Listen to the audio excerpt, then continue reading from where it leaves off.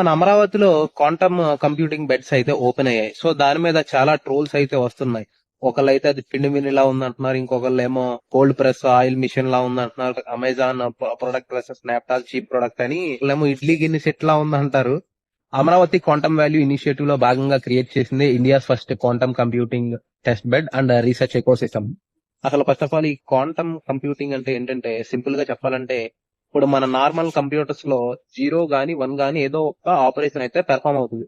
కానీ ఈ quantum computing లో వచ్చేసి మల్టిపుల్ ఆపరేషన్స్ అనే ఒకసారి పెర్ఫామ్ అవుతాయి.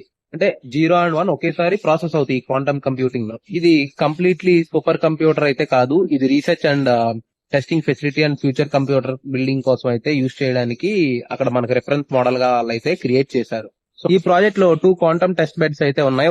ఇంకోటేమో Q1 అయితే లాంచ్ చేశారు. ఒకటేమో SRM యూనివర్సిటీ అమరావతిలో, ఇంకోటేమో మయూరి మేధా టవర్స్ లో సెట్ చేశారు. ఇది ఎందుకు -273 degrees టెంపరేచర్ లో సెట్ చేశారు అంటే, క్వాంటమ్ కంప్యూటింగ్ అనేది క్యూబైట్స్ లో ఉంటాయి. సో హీట్ ఉంటే ఇవి వైబ్రేట్ అవుతాయి.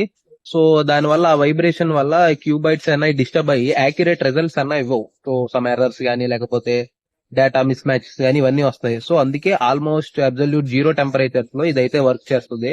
అప్పుడు ఎన్విరాన్మెంట్ కూడా దానికి స్టేబుల్ గా ఉంటది. రోల్స్ చేయడం ఈజీ, కానీ క్వాంటమ్ కంప్యూటింగ్ తేవడం ఎంత కష్టమో ఆ తెచ్చిన వాళ్ళకే తెలుస్తుంది. ఇప్పుడు multiple jobs, crores of jobs create చేసేస్తాయి అంటే చెప్పలేం.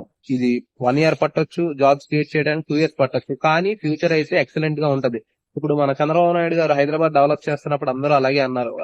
అక్కడ ఎవడు ఉంటాడు హైదరాబాద్ లో, ఈ ఐటీ జాబ్స్ ఏంటి, అవేంటి ఇవేంటి అన్నారు. ఇప్పుడు ఆయన విజనరీ అంటున్నారు.